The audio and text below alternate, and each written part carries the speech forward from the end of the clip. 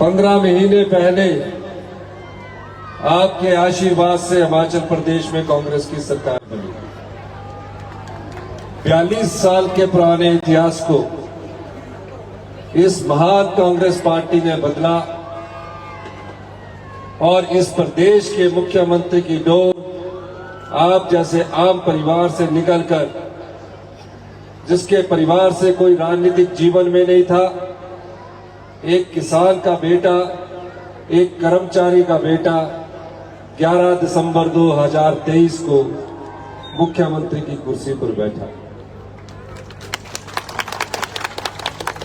जिस दिन मैंने मुख्यमंत्री के पद की शपथ ली, मेरे मन में हमेशा एक विचार आता था कि किस तरह हम गांव के लोगों के हाथ में पैसा पहुंचाएं और आम आदमी की सरकार बनकर हम उनकी सेवा करें।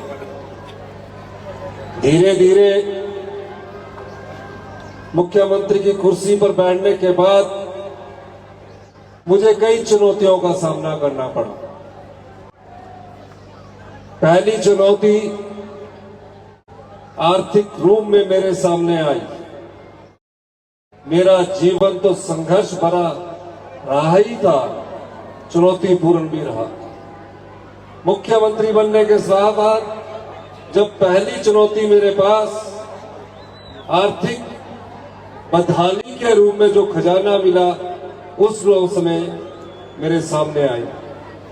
अधिकारियों ने बताया कि सरकार चलाने के लिए और दिनचर्या का खर्चा चलाने के लिए भी हमारे पास पैसे नहीं है, हमें कर्जा लेना पड़ेगा।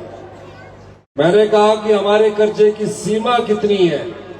उन्होंने कहा आपके कर्जे की जो सीमा थी वो पूर्व की भारतीय जनता पार्टी की सरकार ने खत्म कर दी है, क्योंकि केंद्र सरकार से हर एक वर्ष कर्जे की सीमा तय होती है, उससे ज्यादा कर्जा कोई भी राज्य नहीं ले सकता।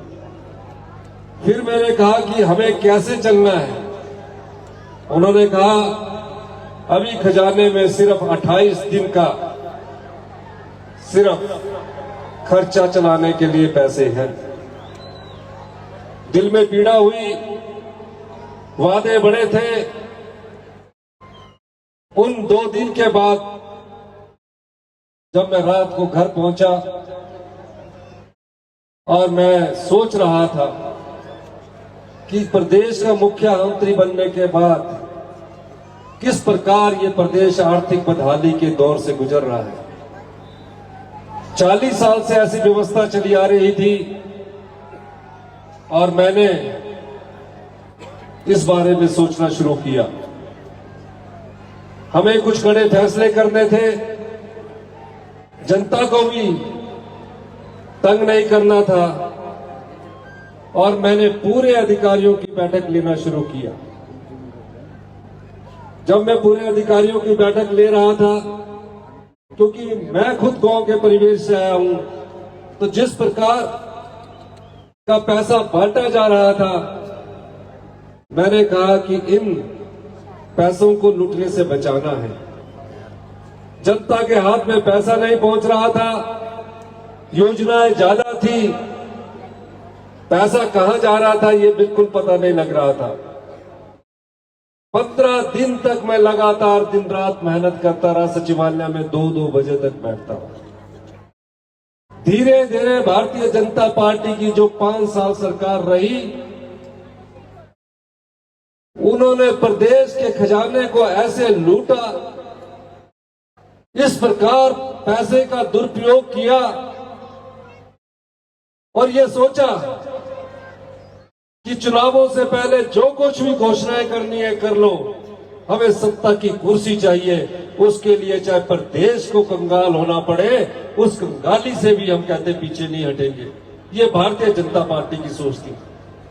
मेरी सोच उससे बिल्कुल उल्टी थी। मैंने कहा ये जनता का पैसा है, एक आम आदमी आज प्रदेश का मुख्यमंत्री बना है, इस जनता के पैसे को, आम आदमी के पैसे को लूटने नहीं दिया जाएगा। और मैंने चोर दरवाजों को बंद करना शुरू किया। भ्रष्टाचार के चोर दरवाजों को बंद करते करते कई अधिकारी मुझसे नाराज हुए, कई लोग नेता मुझसे नाराज हुए, लेकिन मैं उन चुनौतियों का युद्ध की तरह सामना करता रहा और धीरे धीरे हमारी अर्थव्यवस्था पटड़ी पर लौटने लगी। 1 महीने बाद मंत्रिमंडल का विस्तार हुआ। मंत्रिमंडल के विस्तार में हमने शिलाई के विधायक यशवंत चौहान जी को यहां से उद्योग मंत्री का दर्जा दिया और इस क्षेत्र के विधायक को पहली बार डिप्टी स्पीकर के पद से नवाजा। इस व्यवस्था को काबू पाने के लिए हमने मंत्रिमंडल में कई नियम बनाए और जब मंत्रिमंडल की पहली बैठक हुई, हमने अपनी जनता से कहा था कि इस प्रदेश में 1,36,000 सरकारी कर्मचारी और अधिकारी हिमाचल प्रदेश में विकास की गाथा लिख रहे हैं। 60 साल बाद जब वे बुढ़ापे में चले जाएंगे, इन्हें पूछने वाला कोई नहीं होगा अगर इन्हें ओल्ड पेंशन स्कीम के तहत नहीं लाया जाए, क्योंकि ओल्ड पेंशन स्कीम देकर हम इनका बुढ़ापा और सामाजिक सुरक्षा मुहैया करवाना चाहते थे। अगर वही अधिकारी है, जब वो ओल्ड पेंशन स्कीम की बात आई तो पिछले मुख्यमंत्री ने क्या कहा, जयराम ठाकुर जी ने, उन्होंने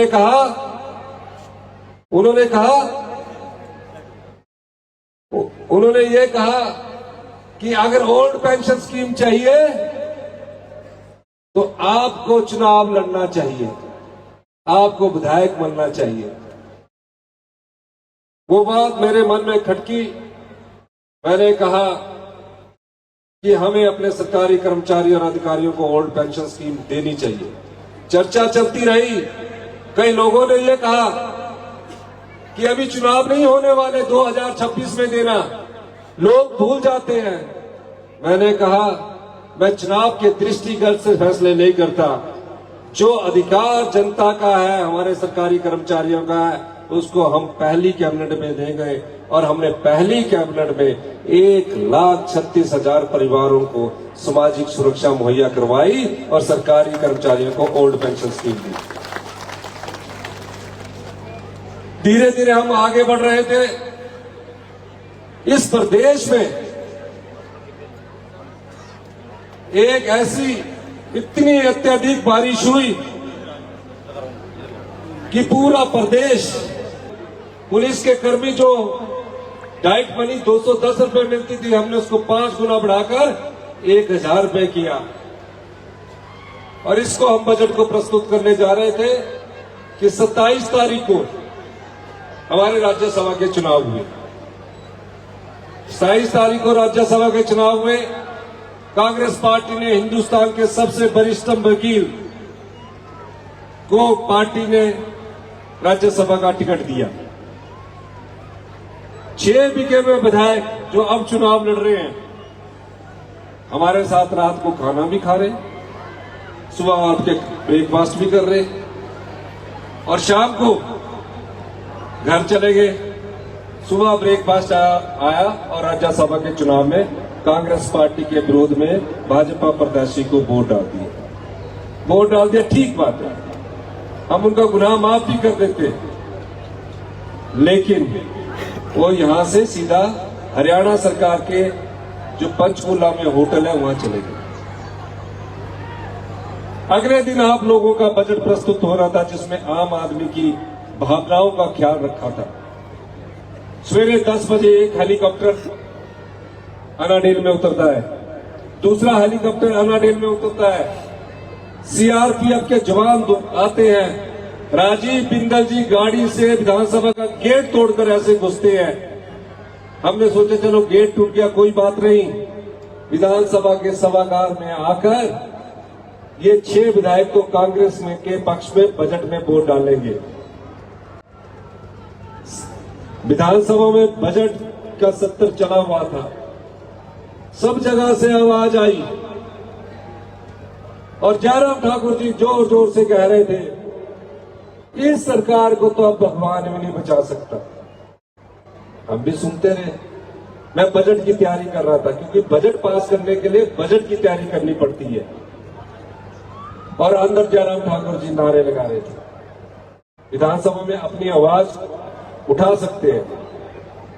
खबर चली कि मुख्यमंत्री जी ने इस्तीफा दे दिया।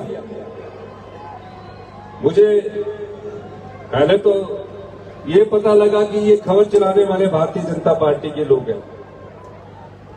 मैं बाहर आया, मैंने कहा 40 साल से इस कांग्रेस पार्टी का झंडा उठाया है।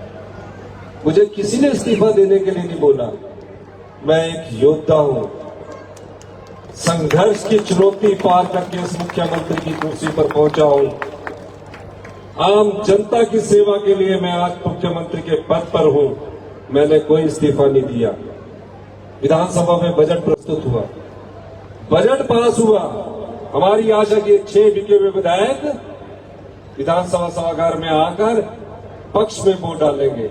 वो नहीं आए। वो हेलीकॉप्टर से फिर उड़कर पंचकुला पहुंच गए। विधानसभा का सत्र खत्म हो चुका। 6 और 3 आजाद उम्मीद महानुभाव हिमाचल की सीमा में 1 महीने तक नहीं आए। अब उनसे यह पूछा जाना चाहिए 1 महीने तक क्यों नहीं आए। पता लगा कि पैसे की कई किस्तें जो है वो पेंडिंग पड़ रही है। वो सरकार तोड़ने की कोशिश करते रहे, पर स्पीकर साहब ने हमारा एक फैसला दिया जिसमें हमारे उपाध्यक्ष विनय कुमार जी भी थे। उन 6 को डिस्क्वालीफाई कर दिया। वो डिस्क्वालिफिकेशन के खिलाफ सुप्रीम कोर्ट गए। सुप्रीम कोर्ट ने कहा तुमने पार्टी के साथ गद्दारी की है, तुम्हारी डिस्क्वालिफिकेशन को स्टे नहीं किया जा सकता। और वो डिस्क्वालीफाई हुए। उसके बाद हमें पता चला कि वो भारतीय जनता पार्टी के कार्यालय के बाहर बैठ गए और पटका पहन लिया। और पटका पहनने के बाद वो बीजेपी में शामिल हो गए और बीजेपी से टिकट भी ले लिए। पूछा तो ये जाना चाहिए, जो 6 विधायक गए हैं वो कांग्रेस। आप तो 5 साल सोए रहे, आप तो खजाने को लुटाते रहे। हम खजाना बचाकर अपनी बहनों को 1500 रुपया महीने का देना चाह रहे हैं, आप उसको रुकवाने भी चले गए।